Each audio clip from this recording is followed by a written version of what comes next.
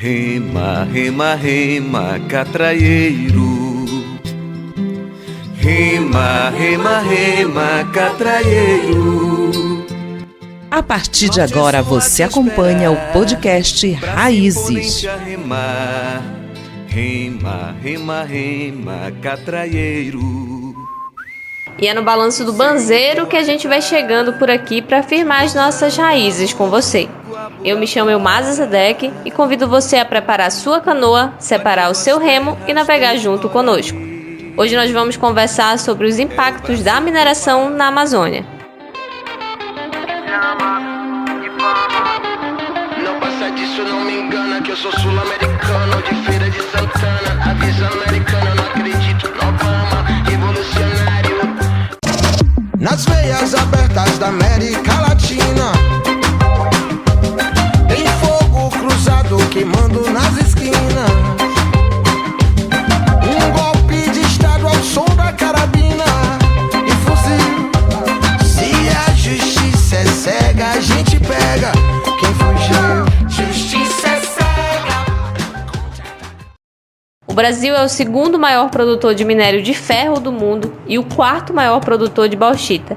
Essas atividades de mineração na Amazônia contribuem para o crescente desmatamento, a contaminação da água e a violência contra comunidades tradicionais.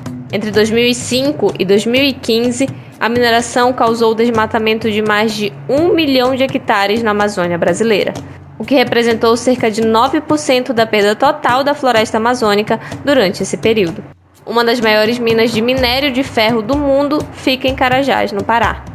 Na região da Volta Grande do Xingu, uma empresa canadense tem tentado desenvolver a polêmica mina de ouro, que seria uma das maiores minas de ouro a céu aberto da América Latina. Dentre as minas de bauxita no estado do Pará, existe a Oriximiná e a Paragominas. Ambas estão entre as mais ricas fontes de bauxita do mundo. Hoje vamos falar sobre essa relação de impacto que as mineradoras causam na Amazônia. E o nosso convidado que chega por aqui com a gente é o companheiro Everaldo Portela, mestre em Planejamento do Desenvolvimento, doutor em Ciências e professor da Universidade Federal do Oeste do Pará, UFOPA. Bem-vindo, Everaldo. Queria que você começasse explicando como se inicia esse processo mineral na Amazônia. Gostaria de saudar os ouvintes do podcast Raízes neste debate tão importante a respeito de mineração na Amazônia. A mineração é uma atividade muito importante, mas extremamente danosa ao meio ambiente e à sociedade. O processo de mineração, ele se inicia com a pesquisa mineral.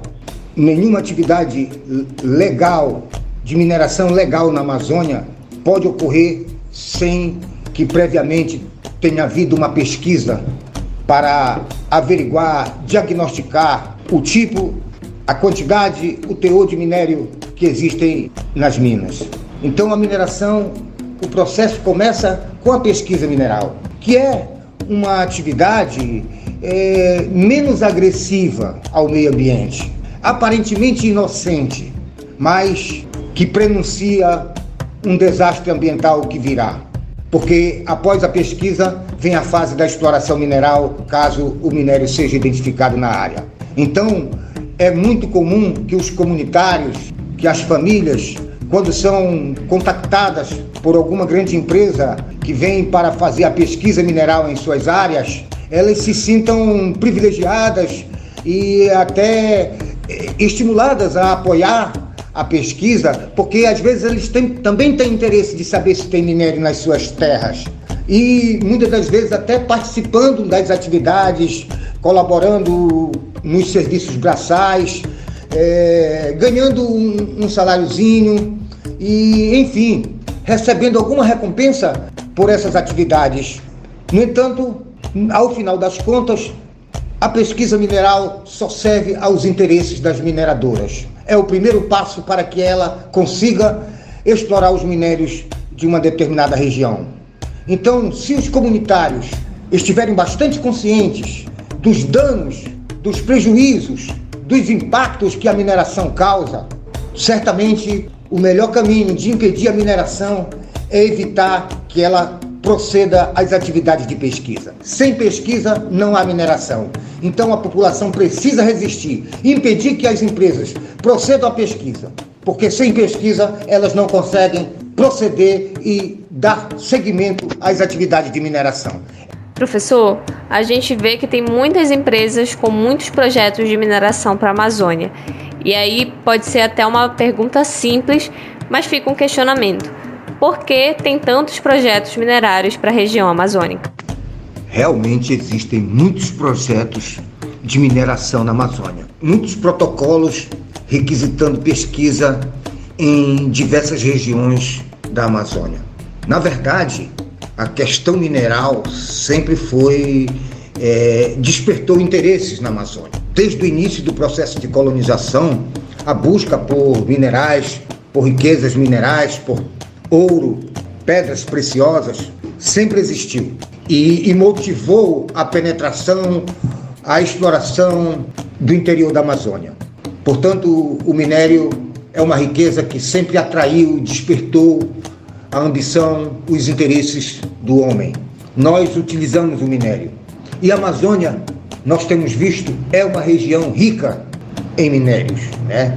De grande potencial mineral, que infelizmente tem sido explorado de uma forma, muitas das vezes, ilegal e às vezes, quando é legal, ainda não é ambientalmente sustentável, apesar de que as mineradoras divulguem a ideia de que são empresas que praticam a sustentabilidade. Então, realmente, nós temos muitos projetos de mineração na Amazônia, porque o mundo quer minério, precisa de minério. Tudo que se faz hoje, em termos de tecnologia, envolve algum tipo de mineral. Então, o mundo tem uma grande demanda por minério. Nós somos uma região rica em minério e as mineradoras querem explorar os minérios da região, as riquezas minerais da região. Riquezas essas que estão no subsolo e não tem outra forma de você acessar esses minérios e explorá-los sem devastar, derrubar a floresta, destruir ecologicamente os territórios, porque na prática é isso que de fato ocorre. Aqui na região oeste do estado do Pará, temos o caso de Juruti Velho, no Baixo Amazonas, que se organizou e lutou contra a mineração.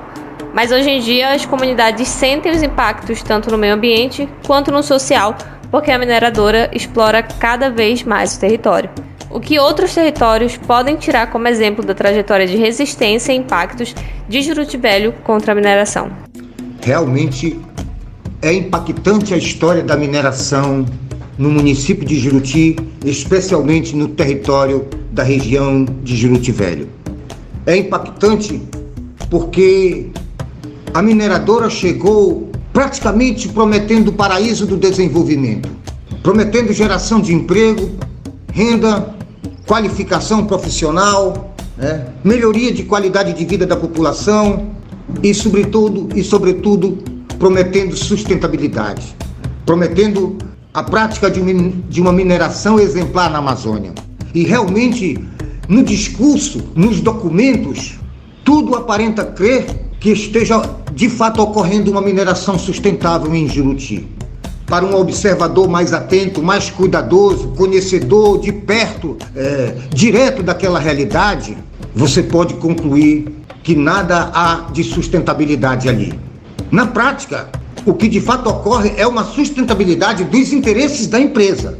Ela é realmente eficaz, excelente na exploração do minério, mas ela é relapsa, descuidada, relaxada na hora de recuperá-lo, de recuperar o meio ambiente.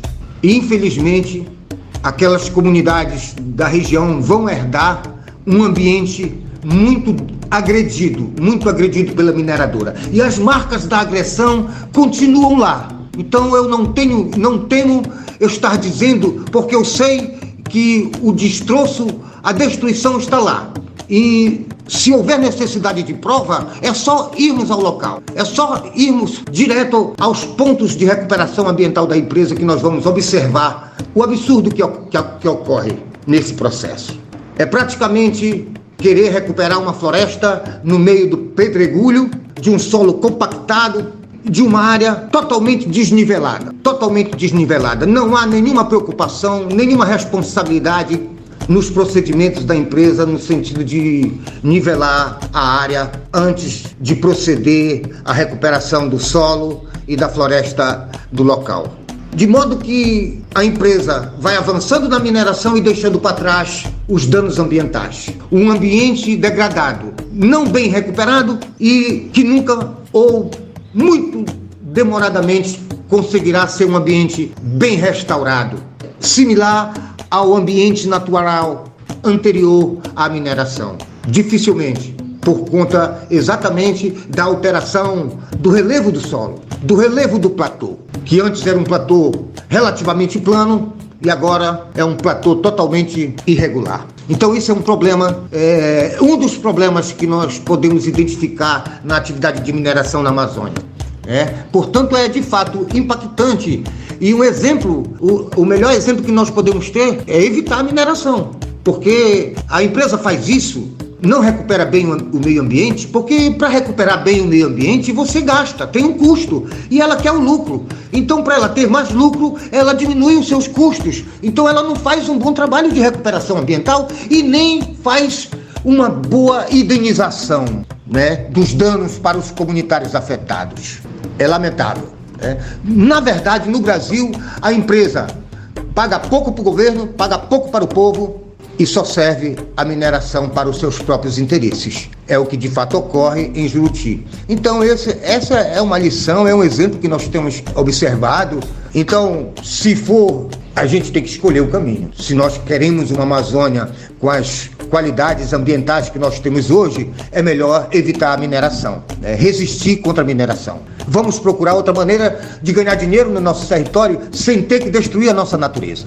Porque a mineração, ela ocorre nas regiões montanhosas. E as regiões montanhosas são muito importantes para o equilíbrio do nosso sistema, do nosso ecossistema. As regiões montanhosas são as caixas d'água da natureza. As caixas d'água da natureza. Sem essas regiões, sem que essas regiões estejam perfeitamente equilibradas, os nossos verões serão mais secos, os nossos rios secarão mais, os nossos igarapés começarão a desaparecer. Por quê? Porque estragamos as nossas caixas d'água naturais que nós tínhamos, que são as nossas montanhas, que é a área sensível aonde as empresas mineradoras atuam. Sem essa preocupação com o equilíbrio ambiental da região que nós sempre tivemos. Temos visto muitas mineradoras tentando entrar no território do Pai Lago Grande, inclusive projetos minerários que tentaram explorar em Juruti Velho e não conseguiram e estão vindo aqui para a região.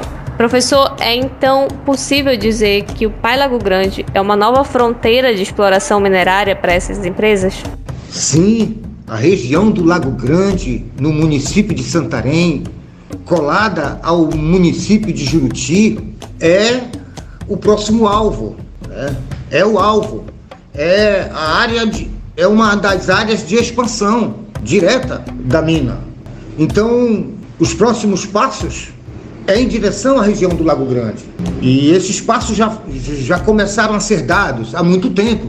A população, as organizações do Lago Grande sabem disso. E é muito importante que a população esteja muito bem esclarecida dos riscos que ela corre. Nós sabemos hoje, há muito tempo a nossa região sabe a dificuldade da navegação na região do Lago Grande no período de seca. A mineração só vai aumentar isso. Esse problema só vai aumentar caso ocorra mineração nas áreas de platô que existem na região do Lago Grande. Porque, como eu falei, essas regiões são as regiões de recarga do aquífero e são as caixas d'água naturais da floresta, da natureza, e que alimentam os nossos igarapés durante o verão.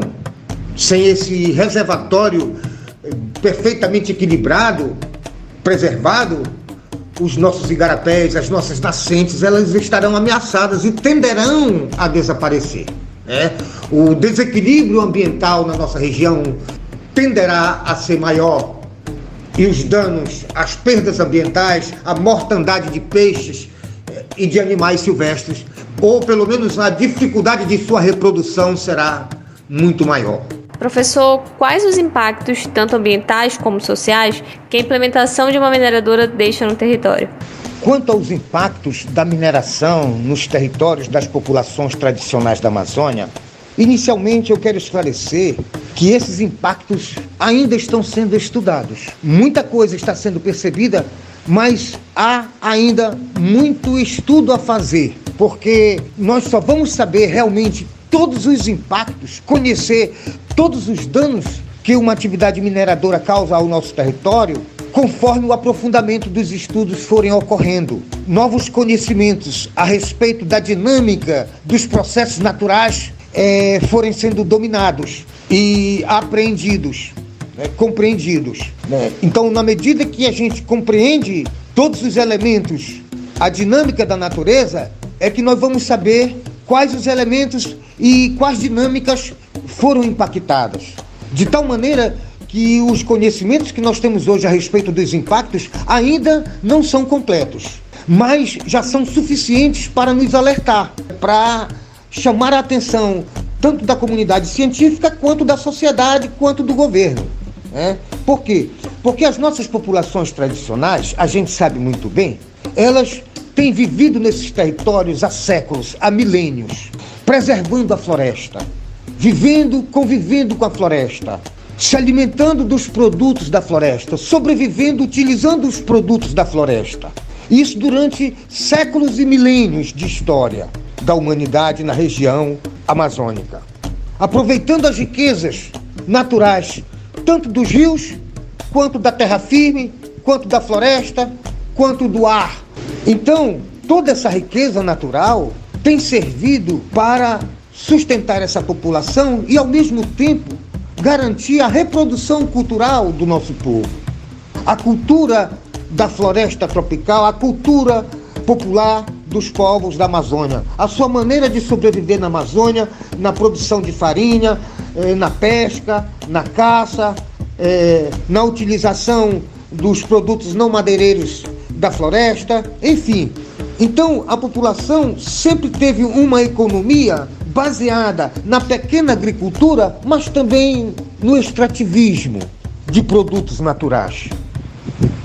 Ao afetar a floresta, ao afetar o ambiente, o ecossistema das regiões, as empresas mineradoras impactam diretamente no modo de vida da população, impactam diretamente neste meio ambiente, degradando o meio ambiente, afugentando os animais, diminuindo a capacidade de suporte do território, porque os animais ficam sem floresta, ficam sem alimento, ficam sem local de reprodução, e todas as atividades relacionadas ao meio ambiente, elas ficam ameaçadas. Então a população fica com dificuldade para continuar as suas atividades tradicionais de pesca, de caça e de coleta de produtos naturais tão importantes para a sua alimentação, para a sua economia local, para a sua subsistência.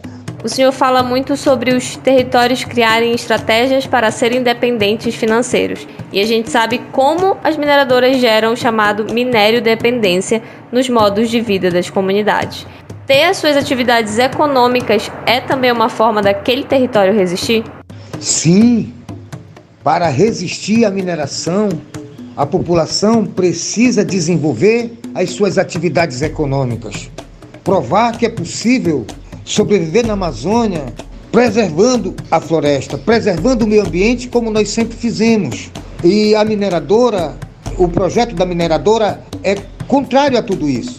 Ela gera uma minerodependência justamente porque aonde a mineradora chega, as atividades econômicas tradicionais da população vão desaparecendo e a população vai ficando sem alternativas de sobrevivência e sem a sua capacidade de autonomia para desenvolver as suas próprias atividades. Ela acaba ficando na dependência das migalhas, das pequenas indenizações e promessas das mineradoras, que só vão largar e abandonar o seu território quando extraírem dali todo o minério. Então, é preciso resistir, mas para resistir é preciso que a população desenvolva atividade econômica, consiga sobreviver na região, preservando, desenvolvendo atividades econômicas sustentáveis. para evitar que a mineradora ocupe o lugar e dê a dinâmica da economia da região, porque a dinâmica da economia imposta pela mineradora, infelizmente, é uma dinâmica predatória. Professor, fique à vontade para as suas considerações finais. Nas minhas palavras finais, eu quero deixar bem claro aqui que nós não somos contra, de maneira alguma, o desenvolvimento. Nós não somos irresponsáveis, nós sabemos que nós precisamos desenvolver a economia da nossa região para que o nosso povo possa sobreviver aqui. Mas nós não podemos fazer isso a qualquer custo, né? Sobretudo ao custo de perder a nossa natureza, porque a natureza é a nossa vida, é a natureza que tem sustentado a nossa vida nessa região. Então nós não podemos, em nome da nossa vida, destruir a natureza, porque nós estaremos da mesma maneira cometendo um suicídio, né? Então é indispensável a natureza, a preservação do nosso meio ambiente natural da Amazônia é inegociável. É um patrimônio que nós não podemos permitir que seja destruído, né? Que nós não podemos nos afastar dele. Nós precisamos dele, nós precisamos da Amazônia preservada. Então, nós temos que desenvolver formas de enriquecimento, de melhoria da qualidade de vida da nossa população, produzindo sem destruir o nosso meio ambiente, sem destruir o nosso solo, sem destruir a nossa floresta. Pelo contrário, enriquecendo a nossa floresta, fazendo com que a nossa floresta seja uma floresta mais rica, mais produtiva, em vez de ser uma floresta cada vez mais pobre e destruída, como estamos fazendo. Nós estamos para o caminho da destruição da Amazônia. Então nós temos que optar o que nós queremos para o nosso futuro. Então é isso. Desejo a todos muita reflexão, muito pensamento, muito estudo, porque nós precisamos conhecer a nossa realidade para que nós possamos defendê-la e sustentá-la. Muito obrigado. Bom, caros ouvintes, o episódio vai ficando por aqui, mas a nossa canoa segue viagem, espalhando nossas raízes de resistência e esperança. Agradecer ao professor Everaldo Portela pelo diálogo e contribuição.